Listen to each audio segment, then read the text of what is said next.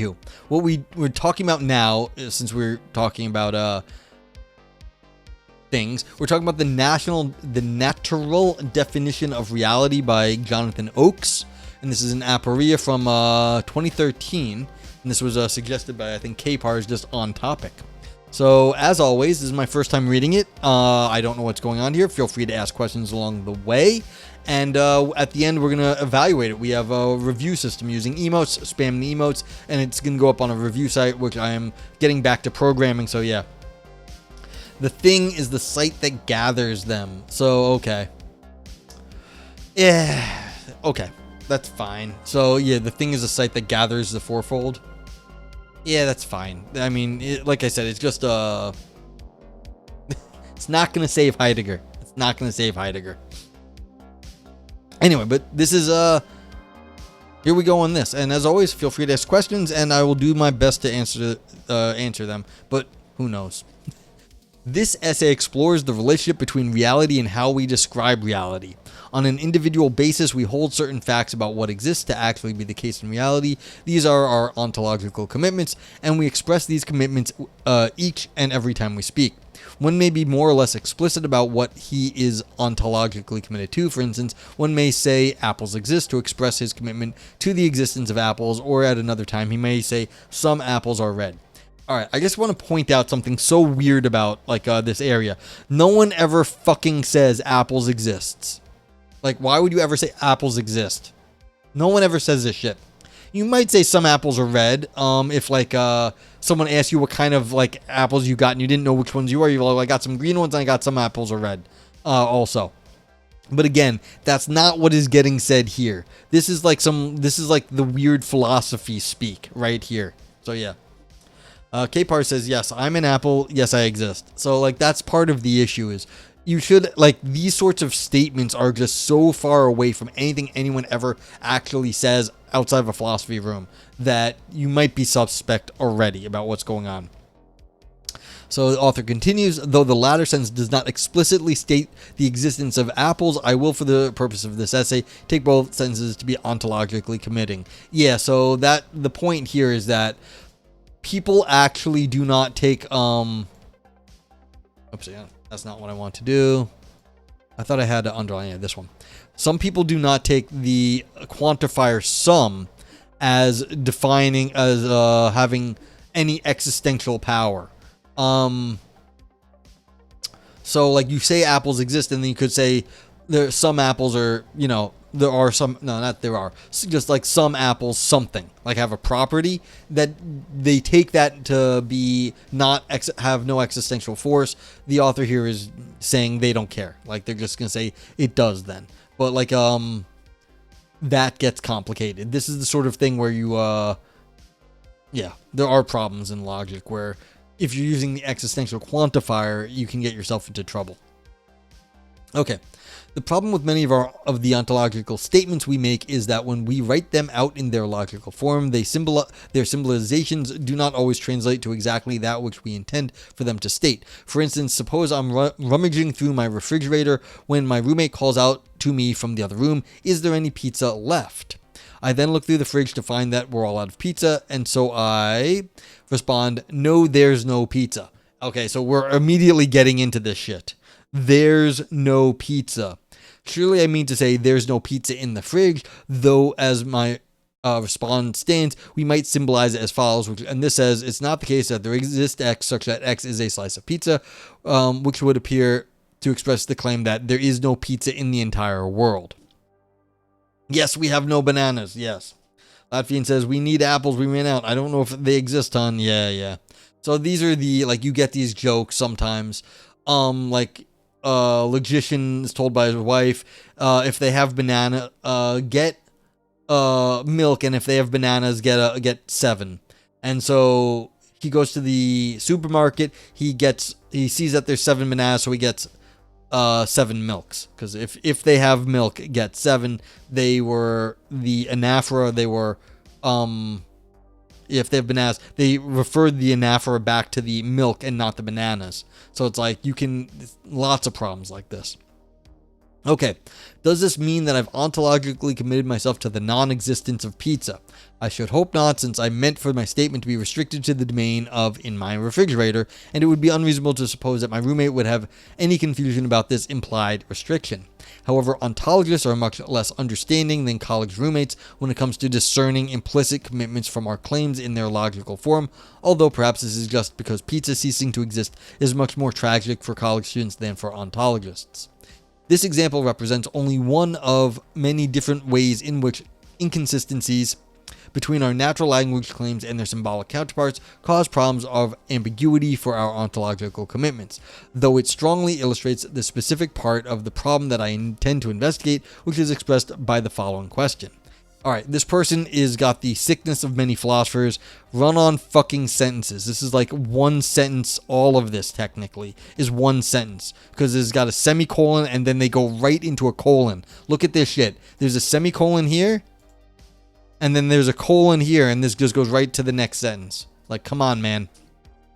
Okay.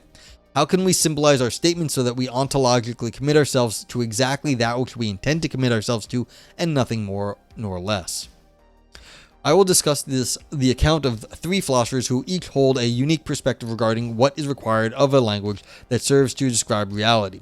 Okay, this is reading a little funky. Like, I don't know Aporia, like this journal, but like, yeah. I was like, this is not, like, the way this is reading is strange. And I just came up to here. Jonathan Ochs is majoring in philosophy at the University of Maryland. He is currently working on his honors thesis in the area of ontological commitment. After graduation, Jonathan plans to pursue both a master's in philosophy as well as a JD. So this is a precocious undergraduate who may be someone big time now, but was not anything too fancy before. I had a suspicion that Aporia was an undergrad journal, a well-regarded undergrad journal, but I couldn't remember. But like, yeah, this is like, using the college roommate example is okay, but the way this is reading, I was like, this is not written by a PhD. It doesn't feel like. So okay, so that's just structurally, I was like, what is going on here? Just structurally, the structure of this paper, and I don't want to be hating on Jonathan Ochs here. I think this is fine, but the structure here is obvious, like what's going on to me, just having read so much damn fucking philosophy papers. And it was like, where are you going with this? And it's like, the fact that the next sentence is, I will discuss the account of three philosophers. It's like, no, this is not how professionals do it. They won't be discussing the account of three philosophers. They will be criticizing two philosophers and, supporting a third. You do not discuss the accounts of three philosophers if you are a professional. You discuss two or three, and you don't just say that because we know you're going to discuss them. You're going to say you're going to criticize them or something. As an undergrad, this is fine. It's just, you don't need to write this sentence.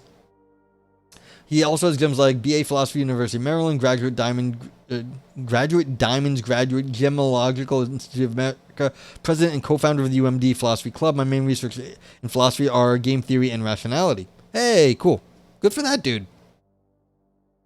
Yeah, I mean, no problem with this actually, but it's just, I look at a lot of the rhetoric, at a lot of structure of like philosophy going on, and I'm just like, I can tell the complexity of what's going on sometimes. Just like, I know how complex this is like going, and the complexity here was non-existent. Well, that's not fair.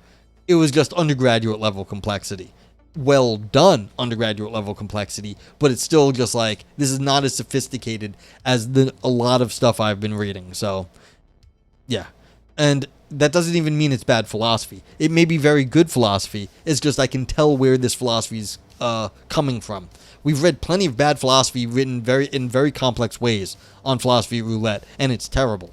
That's all I'm saying. Lumen says, at the university right now, funny coincidence. Haha, hilarious. So yeah. So you could go meet him if you... No, this is 2013. The guy probably has PhD and a job now. I hope. But like, yeah, it's just... I was wondering why this was setting off alarm bells when I was reading it when it's published in a journal. Okay. So, yeah. So, I will discuss the accounts of three philosophers who each hold a unique perspective. Yes. This sentence is just killing me. Like, this is just not what, like, no one is, like, flowery like this. They each hold a unique perspective regarding what is required of a language that serves to describe reality. In section 1, I will present Willard Van Orman Quine's quantificational theory of ontological claims and Kit Fine's objection to it. Quine suggests that we should use an existential quantifier to state that a thing exists, whereas Fine thinks that the solution is not to use a quantifier, but an operator that introduces a term to be constitutive of reality. In sections 2 and 3, I will explain Fine's reality operator and 2 potential problems for his account. Then in section 4, I will discuss Ted Sider's solution, which offers a different approach to the notion of reality altogether. Sider explains that there is a fundamental structure of reality that is distorted by the language we use to attempt to describe it. Sider introduces the notion of naturalness, which I will argue can be adopted by Fine's account to resolve the problem with the reality operator. Finally, in section 5, I will present my hybrid account of Fine's reality operator and Sider's notion of naturalness, which I call the natural definition of reality. I will argue that this definition can make sense of using reality operator to express our ontological commitments. See, and this is fine. If they had dropped this sentence, like if this first sentence right here had just been dropped, I might not have been like, what is going on? If they had just like gone right in, like, first I'm going to talk about Quine as some history, then we're going to move to Fine, and then we're going to use Sider to fix up Fine, I might have been like, okay. But just this structurally is not how most people do it. Ted Sider, yay. There we go. So we got some fans. It's just, the structure here was just, it's like, you know what, like you know what a prefab house is? Like, you can see it was put together with pieces. It's like I can see the pieces here, and they're just sort of prefabbed. It's like, yeah. Not that professionals don't do this. It's just this one was just obvious to me. So, anywho, like I said, doesn't make it bad philosophy. It just means I noticed. Okay, the quantificational view of ontological claims. Quine's quantificational theory of ontological claims serves to address the question of how we should formulate the central question of ontology. Quine's account essentially equates ontological questions with quantificational questions, such that existence, likeness, or ontological commitment is expressed using quantifiers, the backwards EX.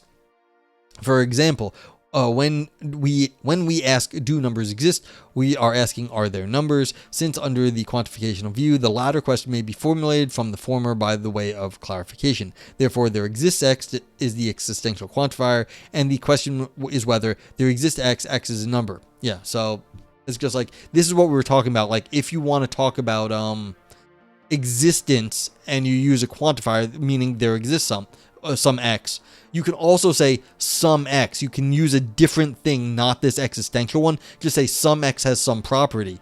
That is sometimes used in logic to represent a non-existential, no existential force. He teaches at Rutgers? Yeah, cool. Cool. Okay. Fine objects to Quine's solution on the grounds that the quantificational account gets the basic logic of ontological commitment wrong. Fine's argument for his objection goes as follows. Suppose a realist about integers who expresses his ontological commitment to the integers with the claim integers exist, and a realist about natural numbers who expresses her ontological commitment to natural numbers with the claim natural numbers exist. Intuitively, Fine explains, it is the realist about integers who holds the stronger position, since committing to the integers is committing to more numbers than is committing to the natural numbers, namely to the negative numbers, in addition to the natural numbers. However, Fine asserts that on the quantificational construal of these claims, it is the realist about the natural numbers who in fact holds the stronger position. His reasoning is that, under the quantificational account, the claim integers exists amounts to the claim that there is at least one integer, which may or may not be a natural number, while the claim natural numbers exist amounts to the claim that there is at least one natural number, that is, an integer that is also non-negative. The commitment to integers can be taken to be the commitment to the f's, and the commitment to the natural numbers then is the commitment to f's and g's, the non-negative integers. The commitment to f's should be in general be stronger than the commitment to f's and g's, whereas the claim that there are f's is in general weaker than the claim that there are f's and g's. Therefore, Fine concludes that we should do away with the existential quantifier because it misconstrues the basic logic of ontological commitment. Alright, so I don't know if that made a whole lot of sense to people, but basically, look, If you're just saying there exists something, and then you're saying it has certain properties, then you want to take the claim that makes the most, the strongest, the strongest claim, the one that says the fewest restrictions is the strongest claim. But that also may go against our intuitions depending on what the properties are. So it's like, all right, maybe just saying there exists something is not everything we want to make claims about how the world is. Just claiming existence is not sufficient to talk about what exists in the world. Just things have properties too. Okay. Find solution. The reality operator. Find proposes that instead of using quantifiers to express ontological commitment, we should use a reality operator to make explicit the concept of reality. The reality operator is a sentential operator similar to the word not, in that it can be placed in front of a sentence, phi to express in reality is the case that phi, or alternatively, it is constitutive of reality such that phi. According to Fine, given the reality operator, we can now define an object to be real if, for some way the object might be, it is constitutive of reality that it is that way. So in symbols, we've got reality is, there is something that in reality, it has that property. For example, on this account, the numbers in 4 and 5 would be real if it is constitutive of reality that 5 is greater than 4 or that 4 is less than 5. What's more is Fine explains that the notion is to be taken as primitive. He says that he sees no way to define the concept of reality in different terms. And, this is, again, this is sort of the logician's dodge. We're not going to define truth. We're not going to define the concept of reality. We're just going to use these things as fundamental and build a system with them as fundamental. Does the system work? And this is what we were talking about earlier with Yovko, where Yovko went to a talk and heard a philosopher make a system where certain things worked and certain things didn't, and we're just going to take the system as fundamental as is. The question is this a good idea? You might think so. You might not. But, what are you getting out of it? And so, Kit Fine is trying to get, a theory of reality or ontology out of logic using this operator.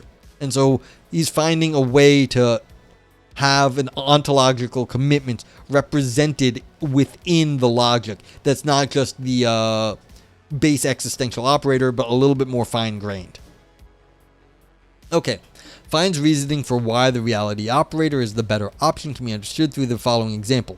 If we want to commit ourselves to the existence of f's using the claim f's exist, we intend to commit ourselves to the existence of all the f's, whereas under the quantificational account in which f's exist is equivalent to there exists some x f of x. Our claim merely amounts to claiming that there exists at least one f. But we want to commit ourselves to all the f's, not just at least one of them. Therefore, Fine thinks that using the reality operator allows us to be able to express our commitments to exactly those things that we intend to commit ourselves to. He calls this universal commitment as opposed to quantificational commitment. Yeah, so it'd be like anything that is 1 more than 5. So, yeah, so let's just see. It's definitional that there is something that is in reality with the property. Yeah, so you're just adding this scope operator that says, okay, all of these things. It's kind of like a function, really. It's a one-place function that maps not just that there exists one, it says there exists some class of things, and any one of them could has existence. So really what we've done is we've thrown a function into our logic here. So for all you technical people, that's kind of how this feels to me. Okay, now you can see this is why I was talking about the structure of this paper earlier. This is, we're going from the history of Quine. Quine's a giant name still in analytic philosophy, to Kit Fine, who is also now a giant name, although he's still alive. He's still teaching at NYU. Another giant name in philosophy, going through the steps of the history. The steps of the history here are not stupid or anything. It's just the structure of this paper is just walking us through the history. It's kind of a summary. And that's why I was like, are we just getting a summary paper here? And that's why I was like, what is the structure going on here? Okay, two potential problems for Fine's account. A. Equivocation objection. My first objection to Fine's account is with regard to his argument that I discussed in section 1 above, particularly concerning his use of the word stronger in assessing the relative strengths of the claims integers exist and natural numbers exist. I will argue that Fine employs two different meanings of the word and hence equivocates on strength. I am not a Quine fan, Luminance. Unreal says, I appreciate Quine's work, but it's a bit too mid-century modern for me to like it. But, that's fair. Fun story. Being in New York, and I run a New York City philosophy calendar to find out about philosophy events. I had some woman who claimed to be Quine's granddaughter email me once and said, hey, are there any talks on Quine? I'd like to actually find out about what his philosophy was. Like, I never cared when I was a kid. I just knew my grandpa was a great philosopher. That's what they told me. And now I want to know. And so I was like, no, but if you're actually Quine's granddaughter, Kit Fine was actually doing a philosophy of language course that semester. I said, you go talk to Kit Fine. He'll talk to you if you're actually Quine's granddaughter, and he will let you sit in on that lecture if you want to know about it. But yeah. Okay, so this is nice. This author is they've laid out the history. Like I said, this is not a this is sort of a historical piece looking at the history of this argument. Now they're gonna do talk about an objection to Kit Fine. And if some undergrad student found some mistake that Kit Fine made, God bless them. That's not easy to do. Kit Fine is usually exceedingly competent at logic and metaphysics, so good on this Ochs person. Unreal says, I think Quine's own work is readable as long as you proceed slowly. So the buddy I was actually hanging out with on for New Year's, he was teaching an history of analytic philosophy in course. And he taught some Quine. He said he actually really liked the Quine more than he thought he would. He thought some of the papers really actually held up, and he said it really wasn't bad. Granted, this guy, I mean, you have to realize he's very analytic-y sort of person, so he would like this. But also, he said, some of this stuff really wasn't so bad anymore. So yeah. I mean, I've read a few of the papers like that, what I needed to read for school back in the day, and actually I had to go back and read some stuff for the historical point in one of my papers recently. It was okay. I mean, it was dated though. What's up, Suck Now? How you doing? Hope you're having a good day. In the first sentence of the word, Fine explains that generally, that is in their natural language form, integers exist is an ontologically stronger claim than natural numbers exist, because to posit the integers is to posit more numbers than is to posit the natural numbers. That is, the negative numbers in addition to the natural numbers. That is, commitment to the integers entails a commitment to the natural numbers. We might appropriately refer to this first sense of strength as that which posits more things.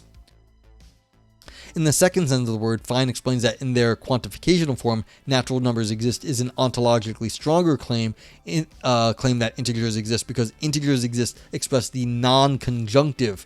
So something is an integer, whereas natural numbers expresses the conjunctive x is an integer and non-negative. And conjunctions are more difficult to falsify than non-conjunctions.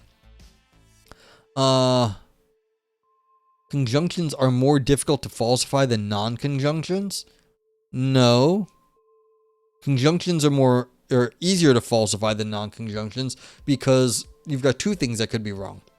But I know what they mean in this case. So there's a narrower range of things that could go wrong. So it's kind of flipped around. Okay, we might appropriately refer to the second sense of strength as that which is more difficult to make false.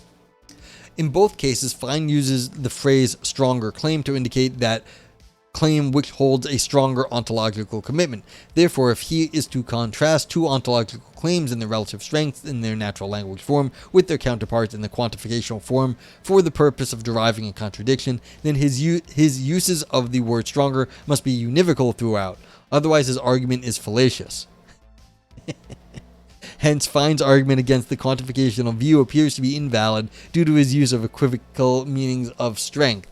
In light of this problem, we might doubt that Fine has provided us with a sufficient reason to abandon the use of the existential quantifier. Okay, so they started off real fucking good, and then this fell down. Because, yes, this is actually correct. Fine should be using one sense of the word strength. And they say, well, if he's using it in two different ways, then his argument doesn't go through. If you're going to really drive it home, you actually have to give a counterexample. No counterexample was given here. And if I wrote this in a philosophy essay, this would be criticized. I know it would be by the reviewers. So this is a little bit of undergraduate sliding here. Now, the idea that it's wrong, the author here, Ochs, might be right. But, hey, it was your birthday yesterday. Happy birthday. Happy birthday. Sock now. So, yes. I hope you have a great year.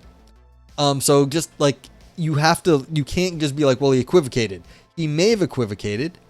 He may still be right. Just because you equivocated doesn't make you wrong. It may just mean you may be right in more than one sense or wrong in more than one sense. You have to show how.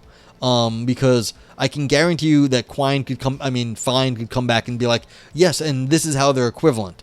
Fine is really smart. He could fix that. Like, the idea that he's using it in two different ways isn't inherently bad. At best, it's inherently unclear. So it's like, you got to be a bit more particular when arguing against someone like Fine. He is not going to fall that easily. Okay, the primitiveness problem for the reality operator. My second objection to Fine's account is with regard to his reality operator. By introducing the reality operator, Fine has effectively separated existence from reality such that a thing may exist, but it need not be constitutive of reality that it does. One response to Fine's account might be that he is too quick to make the jump to operationalism. Some philosophers, such as Frederica Moltmann, have argued that we can achieve the same result using a primitive existence predicate that Fine claims to have achieved using a primitive reality operator. In which case, for example, one might commit herself to the existence of an integer in the following way. For all x, if x is I, then x exists, where I is a predicate for integer and e is a predicate for existence. So this is the existence predicate. So you don't say there exists something as a quantifier, you say there exists something as a predicate. And so you don't use there exists, you say if it is an integer, then it exists, because you're presupposing the notion of integer. Yeah. Fine's problem with this notion is that it is uninformative of what exists, well, according to Fine. For on one interpretation, the existence predicate makes existence trivial. To see this, consider what is being said in the symbolization above. For all x, if x is an integer, x exists. This makes existence trivial because if I were to ask, do integers exist? An acceptable response would be, sure they do, just ask your tax accountant. Yeah, because it's hypothetical. And so it doesn't actually answer the question. It just says, okay, well, if it exists, then it exists. That's all. You still have 3 years to feel old? Don't worry, you can feel old anytime. Yeah, and you can feel young anytime too also, but it gets harder as you get older, but what's it called? I knew a guy who left his wife, or did he leave his wife, or did his wife die? I forget. But then he was remarrying, and he said something like, this one makes me feel young again. So he was older at that point. What would I try as a counter argument for which K-pars? For the this conflation thing here. Yeah. So, okay. Yeah, about the stronger, exactly. So we got the two claims of stronger.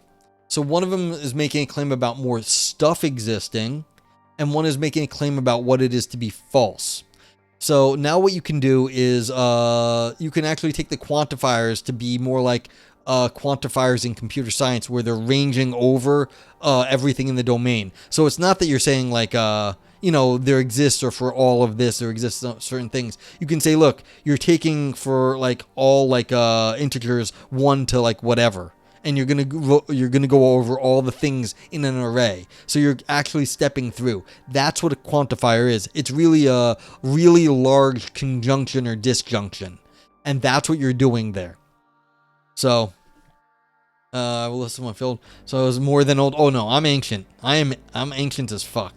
Like, I shouldn't be on Twitch. So what you can do is you can interpret your quantifiers to actually be conjunctions or disjunctions depending on how you want to deal with them. And in that case, if you're talking about this like extended notion of quantifier, what's really going on, you're not talking about a domain. When you're talking about like there exists some X, it could be this one, or it could be this one, or it could be this one, or it could be this one, or it could be this one, or it could be this one. So you've got a lot of stuff. And so that would actually mean that you're not actually saying what's easier to make false. You're actually running through all the exact same things as you would have had in all the like by counting them up. You've got like, you know, number 1 or number 2 or number 3 or number 4, and so you're doing the exact same operation with the logic that you were doing with the counting up how many there were. So that would be one of the ways I could the interpretation of the quantifier you could change. And so the conjunction is really just talking about the same things. K-parts, so they're equally strong? No, not necessarily. I'm just saying there's ways out of it. There's going to be a ways out of it. You can, unless you can actually catch Kit Fine in like a very specific contradiction, you're going, this is really the problem here. It's not that what this author here has said is wrong. It's just that they weren't so specific to what, like, they didn't catch Kit Fine in like a really bad thing. They just said he conflated two notions. Maybe he did. Maybe it's a problem. But if you don't actually nail down the contradiction, you don't nail down some conclusion that Kit Fine doesn't want, there may be ways out of it. And so it's like you'd have to discuss those. That's just like, this is just too this is just going too fast for like professionals. That's all. You can make them equally strong. It's just, I don't know. Like, you can do stuff. And it's like the other thing is this is just light. So you can see like he doesn't have he didn't throw in like specific quotes. He's just like relying on 1 or 2 quotes here about how this stuff works. You'd need to really, if you're gonna, this is one of those, if you aim at the king, don't miss, or if you if you shoot at the devil, don't miss. You're shooting at the devil here. And I don't want to call Kit Fine the devil. If you're shooting at the king, don't miss. You're shooting at Kit Fine. You better not fucking miss, alright? This Kit Fine is no joke. And so, this is taking a shotgun from too far away at Kit Fine. Maybe you'll hit him, maybe you won't, but like, if you're gonna shoot at Kit Fine, you better have him in your sights. And this is you're shooting from too far. That's all. That's what's happening here. Sockdown says, but I think I'm the same age as my parents when I was like 12 or something like that. And then I'm old. Yeah. Okay, so yeah. K-Pars, let me know if you want to like talk about that sort of stuff. It's just, in terms of rhetorical strategy, it's not going to work for professional philosophy journals. For this undergraduate, it's fucking amazing. Like, this is actually really high quality shit. The fact that you could even get Kit Fine in an ambiguity like this, or a conflation, really well done. Like, good on Ochs. But, yeah. That's all. Okay. Yeah, it makes sense. You hear me? That cool. Okay. So we're talking about an existence predicate. Fine doesn't like it because it just says if it is an integer, then it exists. But that is the question. It's question begging. So, yeah. Do you think it could be a word count limit? Sure. It could be. But, I mean, that's not going to save anybody. Like, it wouldn't, like, if it's a word count limit, then you don't write this essay because you can't make your argument in the space. Okay? Or it's a word count limit and they're okay with it. And that's fine. It's just, don't be expecting to catch Kit Fine's attention or actually have anyone treat you like you've knocked down Kit Fine's argument with this level thing. It's like, okay, there's something to look at there, 100%. But like, like I said, if you're aiming for the king, don't miss. Like, they'll fuck you up. Like, so yeah. This paper seems professionally arranged. Well, that was the problem, Sock now. It was a little too professionally arranged. I could tell. And I was like, something's off about this. And this is an undergraduate journal. Thank you for the follow, Eastbound.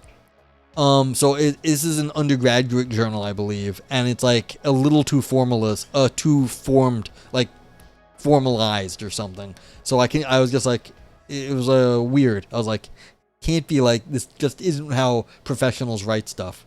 Well, so, whatever. Okay, now considering this line of argumentation against the existence predicate, a significant problem with Fine's reality operator becomes clear. The same argument works equally well against a primitive reality operator.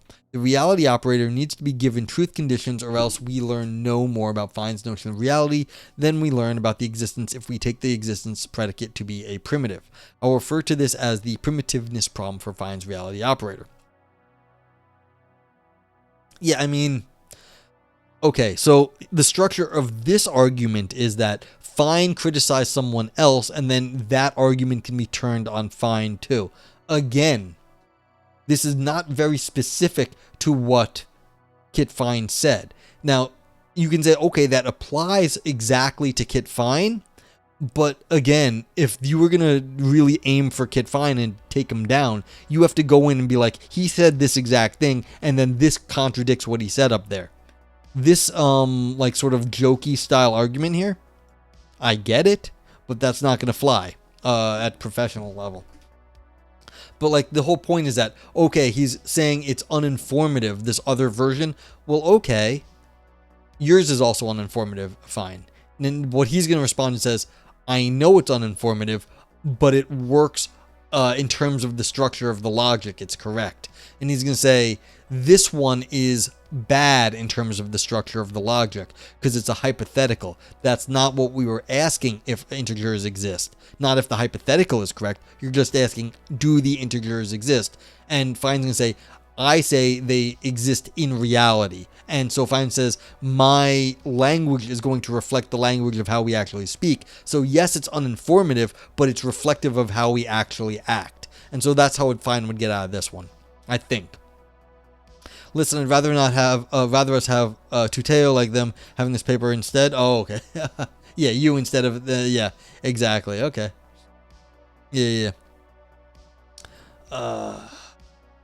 Okay.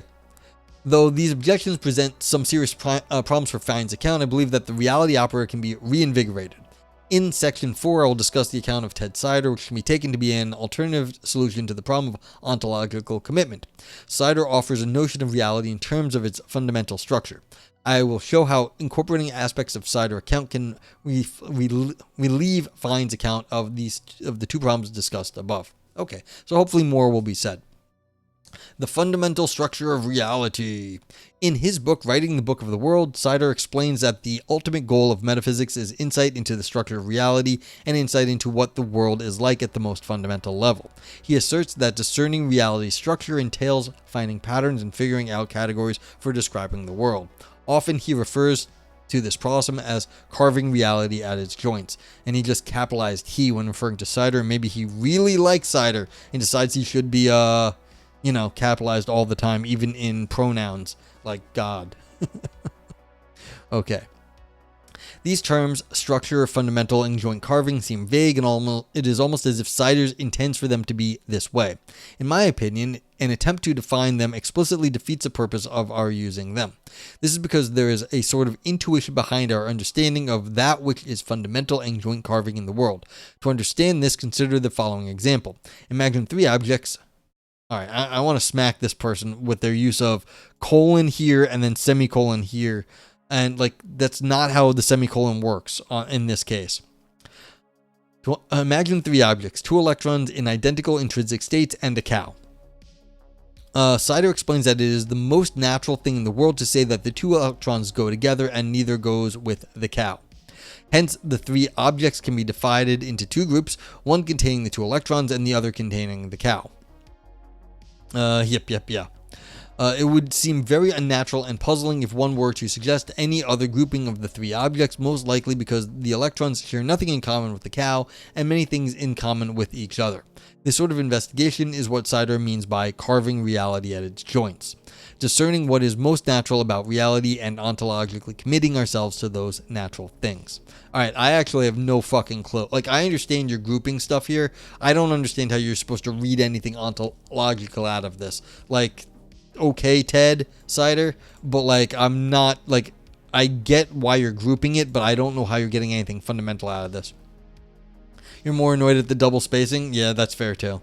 I mean, I'm letting that one slide, but like, yeah. Okay, quote, if we could make a distinction between genuine features, features that are fundamental, that carve nature at the joints, whose sharing makes for similarity, and the rest, then we could say what we want. Yeah, if we had the answer to the world, then we could say everything about the world we wanted to. Great. But we don't have that. Sider thinks that we need to investigate reality's objective structure before we can do metaphysics. This is important because some philosophers, such as Eli Hirsch, believe that many metaphysical debates are merely verbal disputes, that is, our respective languages distort our metaphysical disagreements. Yeah, again, this is one of these, like, many people say this sort of shit. Like, and an important person says we should be careful with our language. All the professionals know this. You don't need to state it. Okay, hence there arises the problem that such disputes are not genuine. It is reasonable then to argue that no position is better than any other. Yeah, see, again, I mean, you can say this, but like, this is said better by professionals. This is undergraduate-y talk. That's okay. It's like, I'm griping about this, but it's really fine. Like, I don't want to come off like I'm angry with it. I'm just like, this is not like, I'm just like reading these sentences. I'm like, no one says this sort of thing, or at least not in this way. But like, it's fine. Stockton says, also, if no one understands what meant by tuteo is Spanish informal speech, and who says formal speech, I'm saying that the philosophy sounds better formal than an informal professional presentation. Yeah. So it's like, there is a way to go about, I mean, this is part of the issue in general in academic stuff. There's like an enculturation into the way you talk about stuff, and you like, this just comes off as like sort of immature and like young to me when reading this. Like, every so often I'll be like, this is grad student work when doing stuff, and so I've been wrong before, but usually I'm mostly right. I'm like, I'm listening, I'm reading it, I'm like, this is a grad student. They were getting yelled at by their advisor, and you can see that they went through one too many or a few too many examples to cover all their bases when it really wasn't necessary. It was like they lacked confidence in their argument, and that's why they were arguing in this way. That's not what's going on here. This is too many appeals to authority and appeals to structure. They're appealing to structure here because they don't know how to, like, you know, say what they want to say naturally, so they're just doing it in a structured way. And there's too many appeals to authority in this way is just because they have to feel like they justify claims that basically they do. So like, and there's no problem with anything they've said. It's just unnecessary if you got like confidence in your argumentation. You will not like the end then? Well, okay, I know where it's gonna go then. If you know that I know, you know, if you know, then I know what you know that you know about me. Like, I know what's gonna happen. Yeah, it's just an aggrandizement and beautification. Yeah. So this is basically showing that they actually understood the material and can talk about the material in, you know, like, you know, that they can discuss the material and engage with it. It's very impressive for an undergrad to be able to like absorb these theories and be able to talk about them and potentially have found problems in Kit Fine's work. Very impressive. Again, they didn't do what a professional would have needed to do to actually prove that Kit Fine had a problem. But like, you know, it's very well done. It gets worse. You promise me? Okay. Okay. Well, you know, people start off strong and then they drop off. That's what happens. We run out of brain power. Okay. If this is the case, then on what metaphysical accounts should we ground our ontology? In the spirit of Sider, the answer to this question is, quote, on those which carve the joints of reality, end quote. Creating the language of ontology, or ontologies as he calls it, is Sider's aim. Naturally, then the question becomes, what will this language consist of?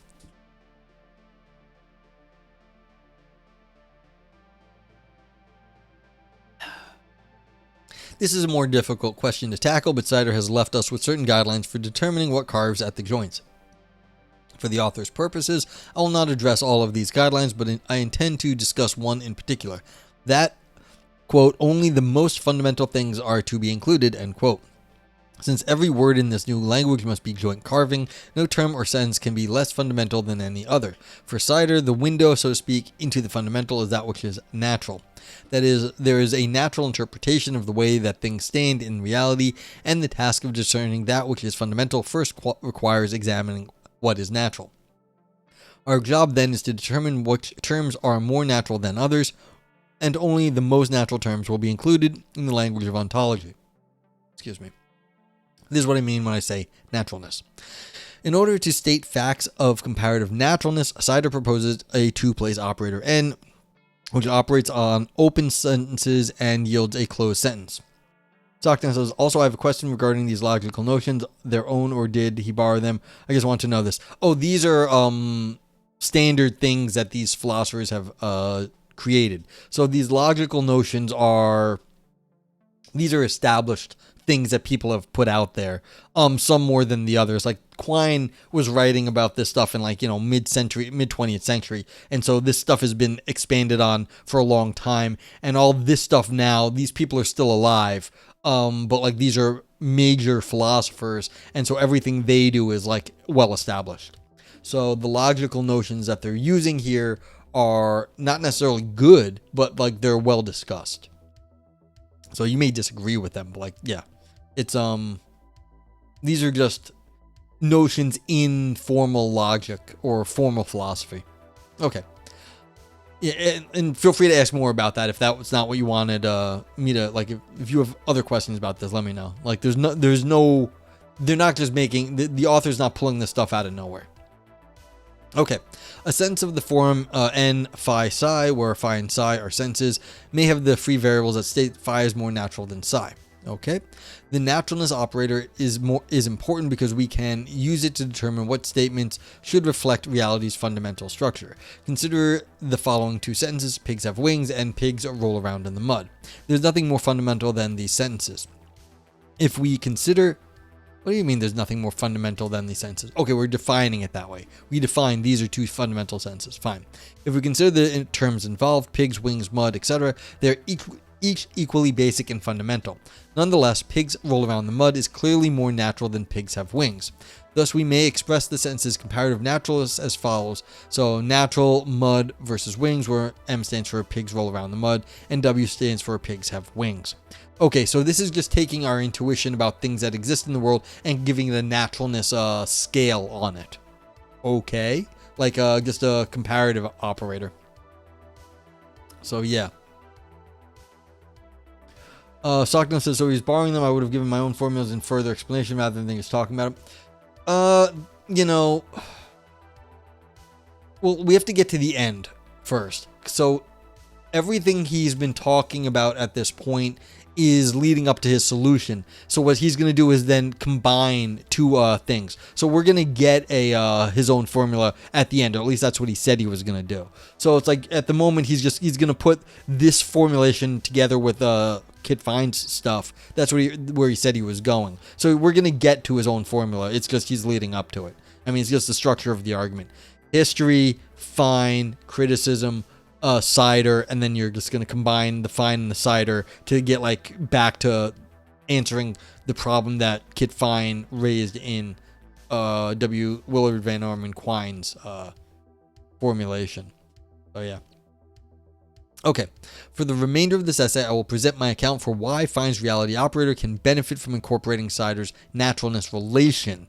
You can see, one's a one-place operator and the other is a two-place relation. So it's okay, that's all that we've changed here, really.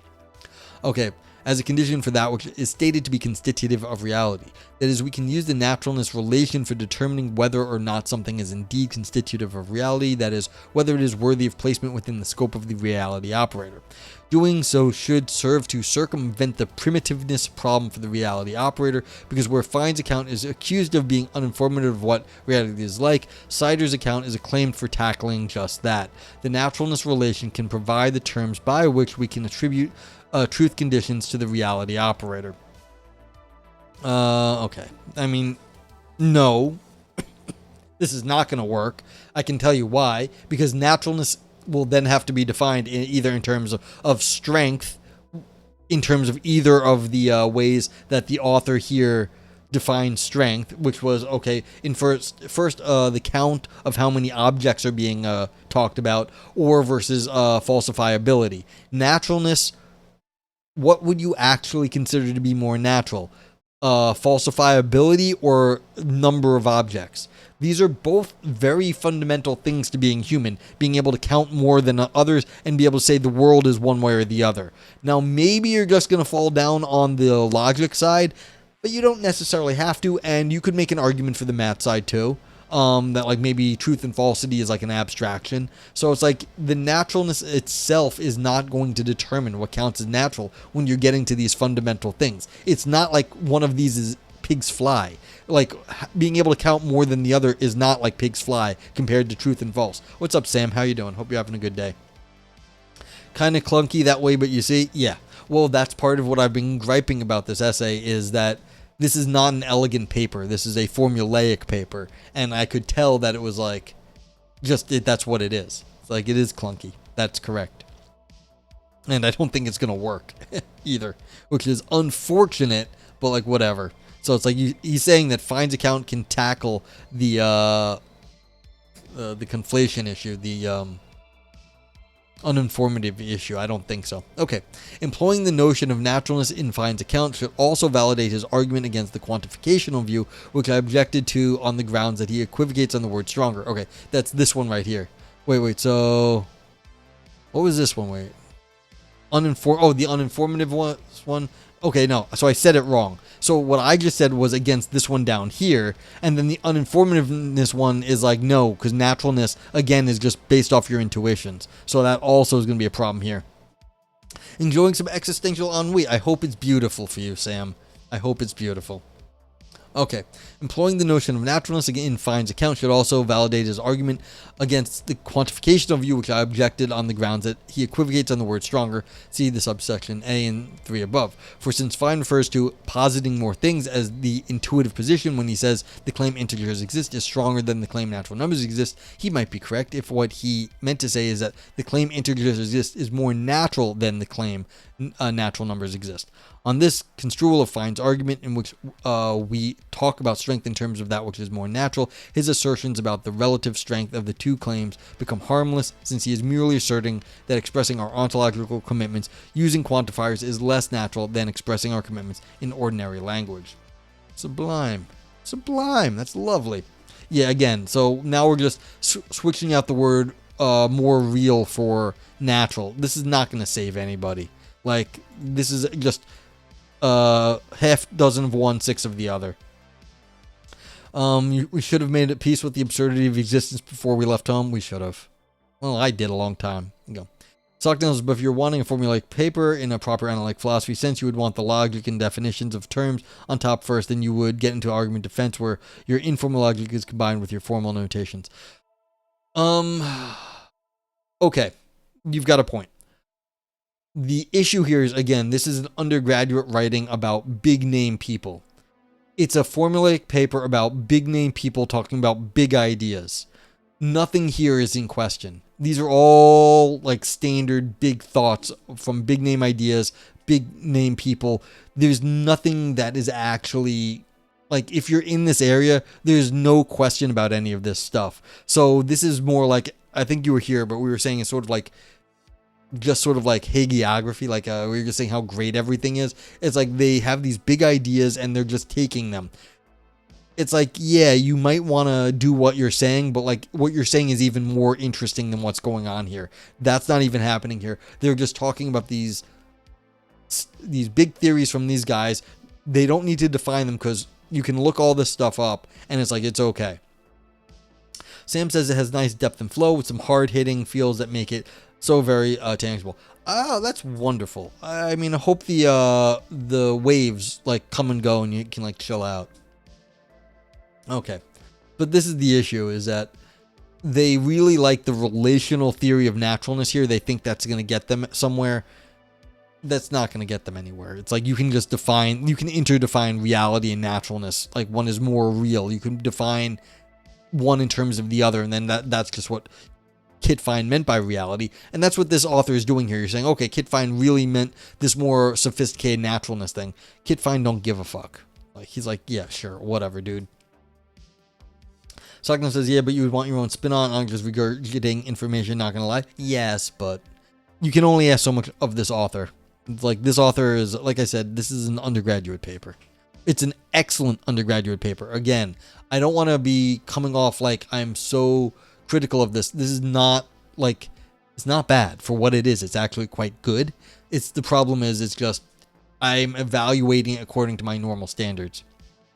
Honey Badger and Kit Fine don't care. And believe me, if you ever met Kit Fine, he don't give a fuck. He really don't give a fuck. He doesn't have to give a fuck either.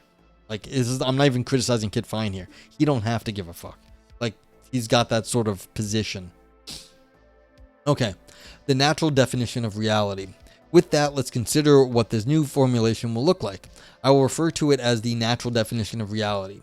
Recall that for Fine, a term X is constitutive of reality when there is some sentence phi containing X such that the proposition 5X has an actual occurrence in the world. In symbols, reality is defined as there exists some phi such that it's real that phi of X. Given the primitiveness problem for this locution, I am suggesting as follows. Okay, so what the fuck does it say? Alright, this reads, it is constitutive of reality that phi of X, if and only if phi of X, and so like reality has this thing, and it's not the case that there's some sense psi containing X such that psi is more natural than phi. Okay, so it's just giving a definition saying that there is nothing more fundamental than this. And you can see, like, this ain't gonna save you. It's just not gonna save you. Alright, with this new definition, we can now define both X to be real and the sentence phi of X to be real. Yeah, because you've just defined your sentence here as to be fundamental. I mean, by definition, though. Not with any actual metaphysics. Yeah, there we go. Because of the latter, this definition gets past the primitiveness problem on the grounds that the sentence phi for a description of reality, that is a description of what X is like in reality. The two conjuncts that make up the consequent of the biconditional must be individually explained in order to understand my reasoning behind the definition. First of all, I'll address the conjunct. Oh, they're just going through the fucking logic here. Okay. The first one, and then they'll explain the second one. Okay. Oh, no, they're doing the second one, then the first one. Okay, so they're just doing the naturalness. Yeah. Daenerys is laughing. Alright, phi and psi represent two sentences that both contain the term X. Suppose that X stands for electron, and phi of X stands for electrons are subatomic particles, and psi of X stands for some sentence that describes electrons as well. The naturalness condition manipulates the reality operator such that when we insert these sentences into the definition, it reads, it is constitutive of reality that the electrons are subatomic particles if and only if it is not the case that there is some sense psi containing the term electron that is more natural than electrons are subatomic particles. If any such sentence, if psi is more natural than phi, then it is not constitutive of reality phi of X. Whereas if it is the case that phi is more natural than any other sense, psi of X, then it is constitutive of reality that phi of X. Yeah, so it's just saying this is a fundamental description of the world. That's what this is. Fine. However, if we only take the definition this far, a problem arises. Consider the fundamental sentence, some electrons satisfy contradictions. This sentence is false, but there is nothing more natural than it. It mentions only fundamental things, electrons, contradictions, etc. I mean, again, are electrons fundamental? Are contradictions fundamental? This is a giant metaphysical claim. It may be true, but again, this is just a claim here. And it discusses only logical truth or falsehood. Since there is nothing more natural than this sentence, it follows from the natural definition of reality that it really is the case that some electrons satisfy contradictions. The left conjunct of the definition, phi of X, serves to evade this difficulty. To see this, consider the statement phi of X by definition, or if and only if phi of X. This is trivial on its own, but imposing the requirement phi is true on the reality operator rules out any false statements, such as some electrons satisfy contradictions, as being constitutive of reality. No, it's not a very satisfying move. It's trying to define yourself out of the problem. Because again, how do we know that electrons actually don't satisfy contradictions? We do not. Do you know that in some metaphysical way? How would that even, does that sentence even make sense? Electrons are physical things. What does it mean for them to not satisfy contradictions? I'm not even sure that like is a sensical sentence. So what the fuck? Like, it's not, is that even truth apt? Can you even assign a truth to it, or is it just nonsense? Or is nonsense inherently going to be assigned to false? And then we get into all sorts of other problems. Like, what do you, like, theory of descriptions? What are we doing? Also, way too many words to convey the argument. Yeah, K-Pars. But again, undergrad, trying to explain shit. Like, this has all been hashed out already in, like, analytic philosophy. And there's better ways to do this. They're just inexperienced. Like I keep saying, they're doing an excellent job given undergraduate level work. It's just, this is not going to hold water at a higher level. I mean, this might hold water at a fucking, even in grad school for a while, but like, it's not going to keep going. Okay, this is trivial on its own, but imposing the requirement, oh yeah, blah, blah, blah. Okay, so to incorporate the reality of phi of x and connect it to the naturalness relation, we simply need to add the reality operator to the left side of the biconditional and the naturalness operator on the right in symbols. Okay, so yeah, you're in reality if it's the case that the thing is there, and there by definition it's true and it's the most natural thing. Hence the naturalness definition, the natural definition of reality. Okay, so all of this is all very question-beggy, but what are you going to do? Conclusion. I mean, is it better than what got said?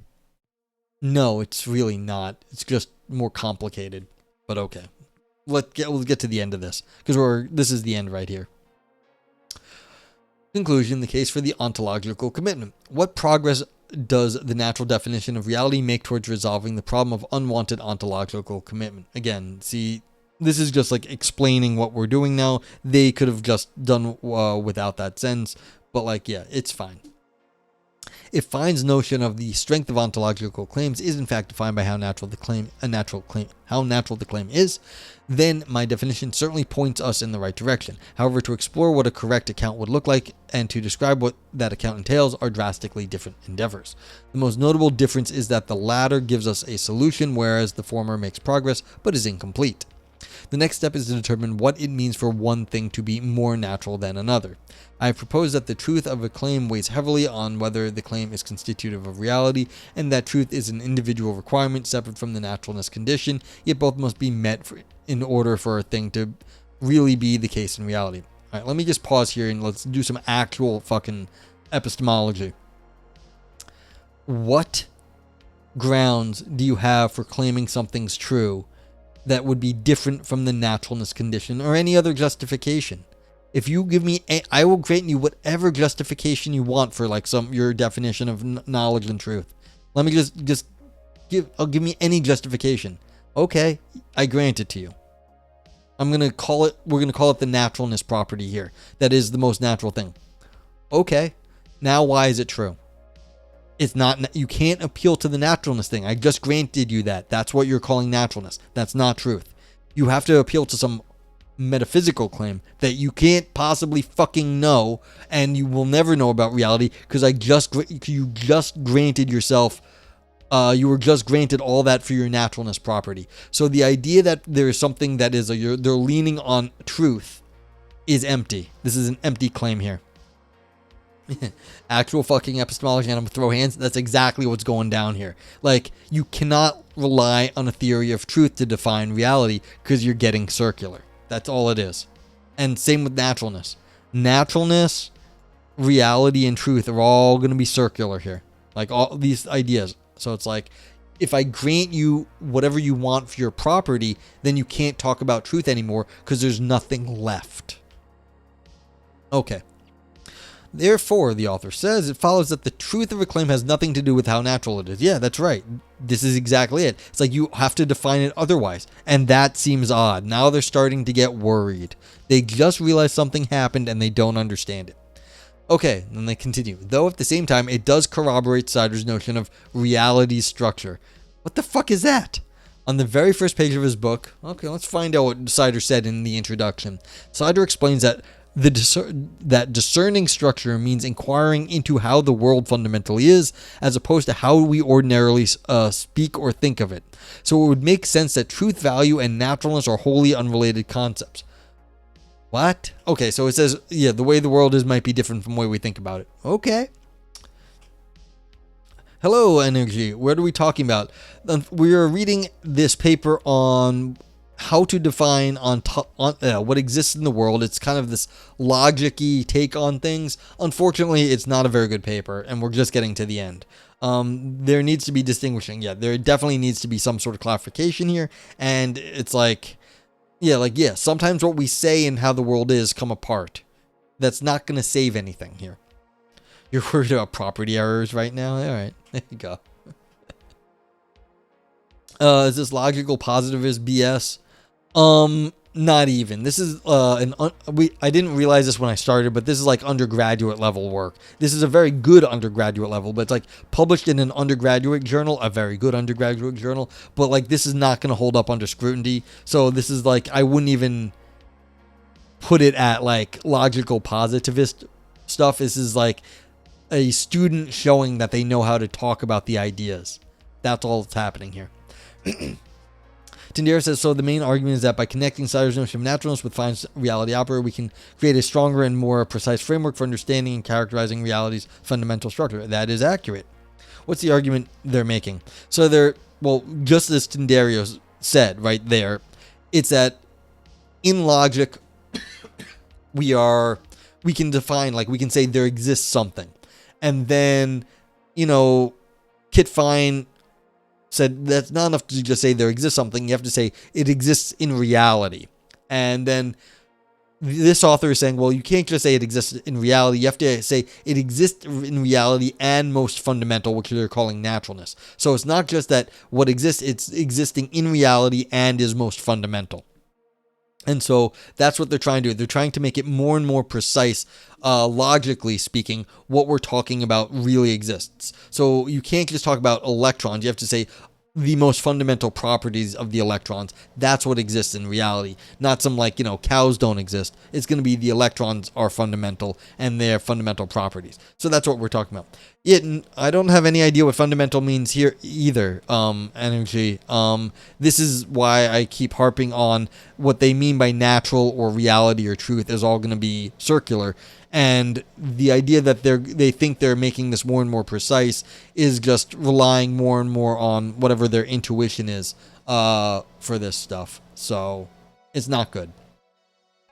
And now they're starting to say, okay, we're going to rely on truth, but we don't know what truth is. So now this argument has switched from circularity to ignotum per ignotus, which is we're explaining something we don't understand with something we are also ignorant of. So it would make continuing. Yeah, feel free to ask more questions. Yeah. Energy says Quine and Putnam had an argument that mathematical Platonism can be reasonably posited because mathematics is fundamental in describing reality, but I don't know if that's what they're arguing.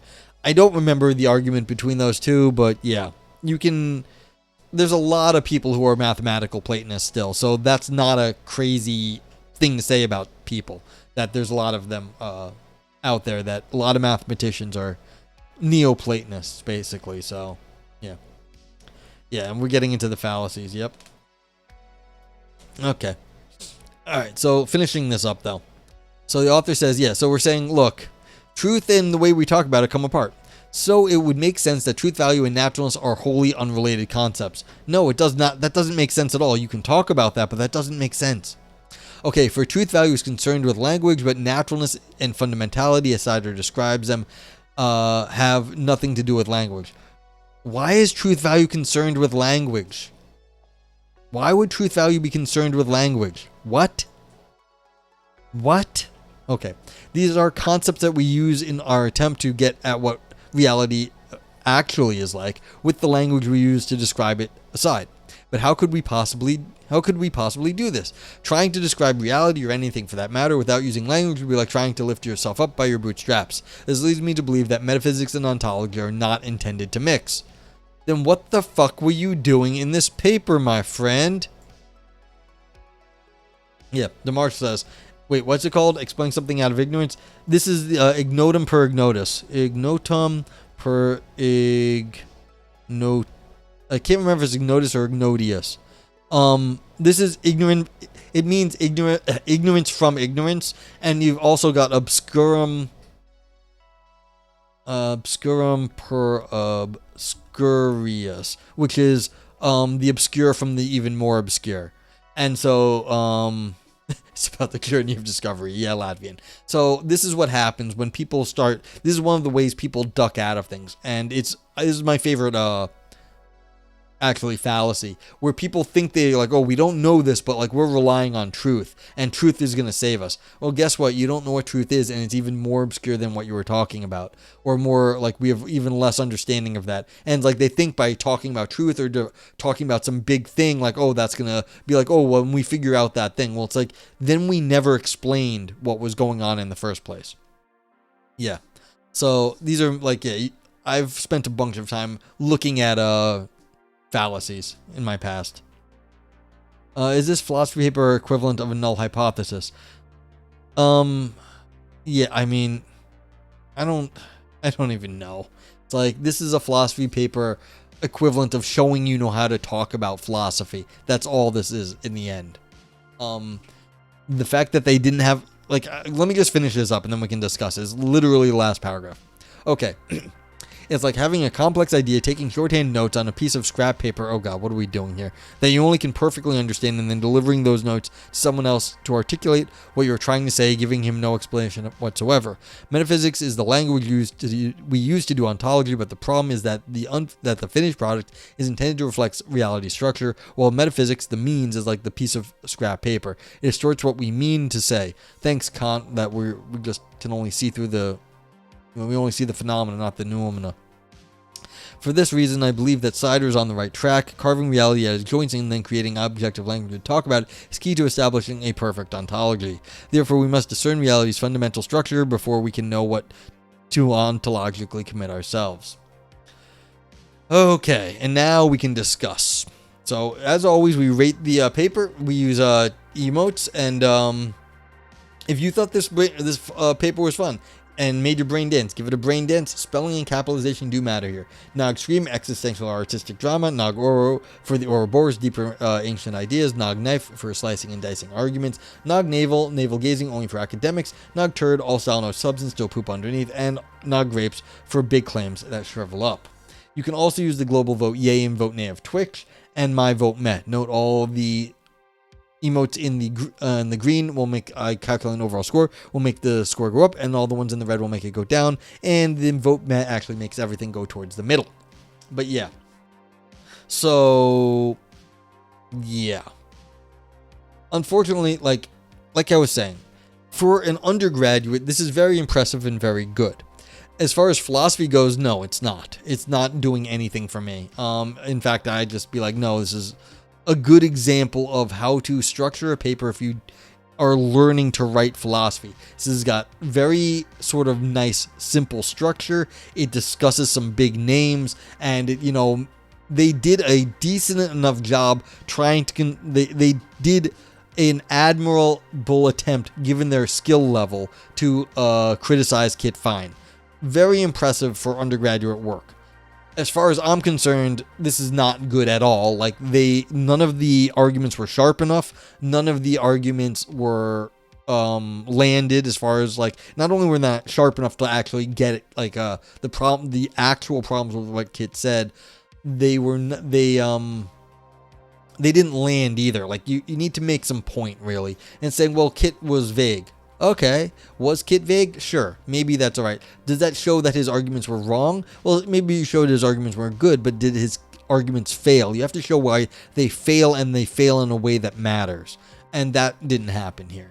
Like, what is your point? Why are you showing Kit Fine failed? Like, why are you arguing that Kit Fine is wrong? Well, okay, you're saying, well, Cider is right. It's like, okay, well, you have to show why Kit Fine's wrong then. Like, and the fact that they didn't actually understand what was wrong with Kit Fine, or fundamental, showed up in their solution, because basically they, as far as I'm concerned, they basically reiterated a very similar structure. They switched out the reality operator for the naturalness relation, and maybe the relation is a little bit more powerful, but again, you'd have to define what counts as natural as opposed to what counts as real. And either way, you know, I don't know what that is. It's just going over the that stuff.